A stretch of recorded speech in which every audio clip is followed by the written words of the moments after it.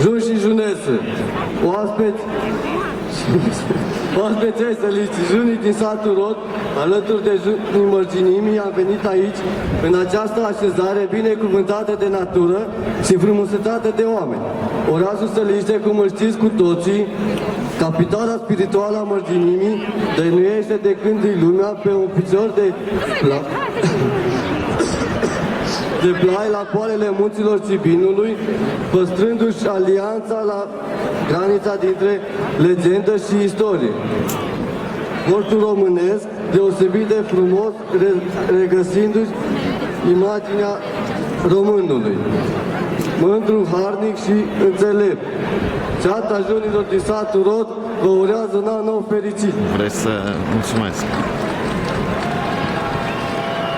Să poftească pe scenă judurile din Sadu.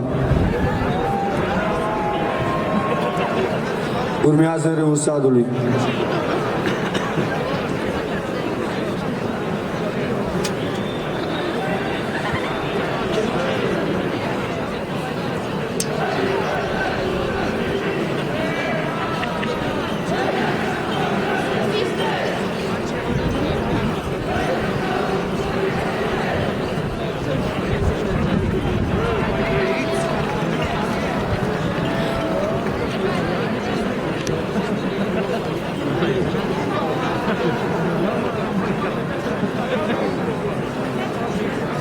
Înalt Preasfințite Părinte Mitropolit, stimați invitați, dragi juni și junese, Sfintele sărbători de iarnă sunt întotdeauna un prilej de sărbătoare și de încredere în viitor, de renaștere a valorilor creștine și a vechilor tradiții.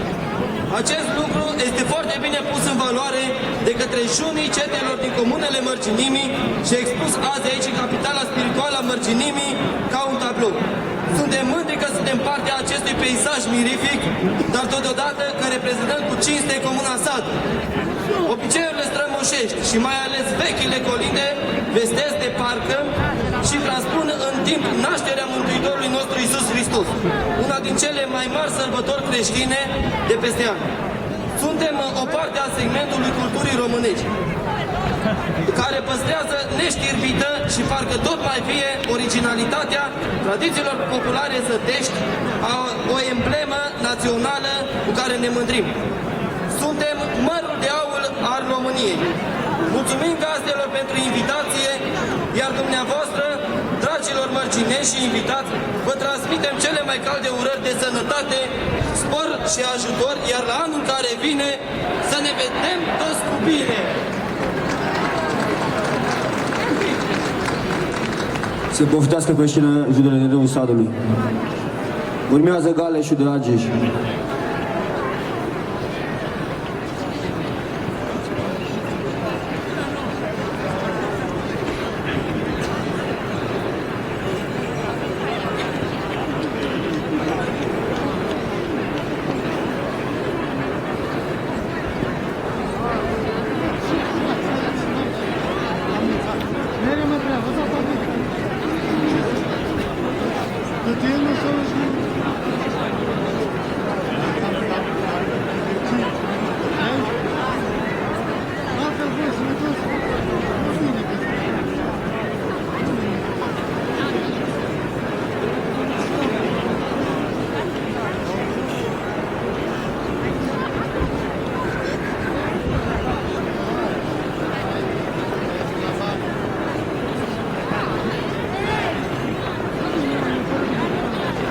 Înalt Preasfinția dumneavoastră, stimate oficialități județene și locale, dragi juni și junese, avem deosebită plăcere de a ne afla și în acest an la această sărbătoare în frumosul oraș Săliștea Sibiului, capitala spirituală a Mărginimii. Venim cu mare drag să fim alături de toți junii mărginimii, să prezentăm costumul popular și jocurile tradiționale din comuna noastră, să unim în cuge și în simțiri obiceiurile strămoșești, care nu fac altceva decât să aprindă în inimile tuturor sentimente și toate amintirile pe care le trăim cu toți în aceste clipe. Nu pot să nu fac referire și la însemnătatea creștinească a acestor zile, când în peștera Betleemului Mântuitorul nostru aprinde prin nașterea sa primirea unei perle a creștinismului care să ne unească prin dragoste. Acum când ne aflăm în cumpăna dintre ani, vă dorim să aveți un an nou fericit, plin de împliniri și bucurie, iar Iisus Hristos să dăruiască pace pe pământ, iar între oameni bunăvoință. La anul și la mulți ani!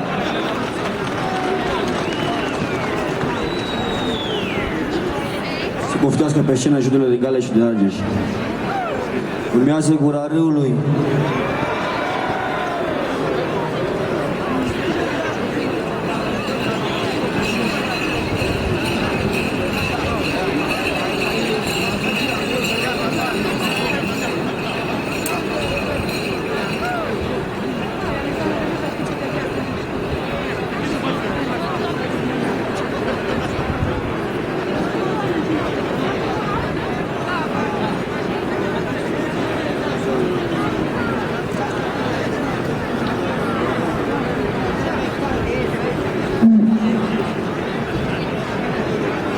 Prin Troiene am sosit astăzi în zi de mare sărbătoare pentru a aduce tinerețea și dragostea noastră de viață ca un prinos minunat de întâlnire a junilor mărgineni.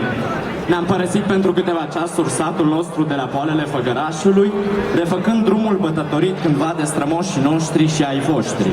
Bucuria pe care o resimțim de fiecare dată când pășim în mărginime, în vatra noastră comună, ne lasă profund impresionați de ceea ce ne face și ceea ce ne face să mulțumim din tot sufletul judelui și judesei din Săriște, precum și întregii suflări mărginene pentru generoasa primire din fiecare an. Din Galeșul Argeșan, cu mulți și vretnici păstori, ai căror falnici feciori și încântătoare fete aveți în față, vă urăm, dragi prieteni și frați, multe sărbători fericite și cele mai bune împliniri. La mulți ani! Invit pe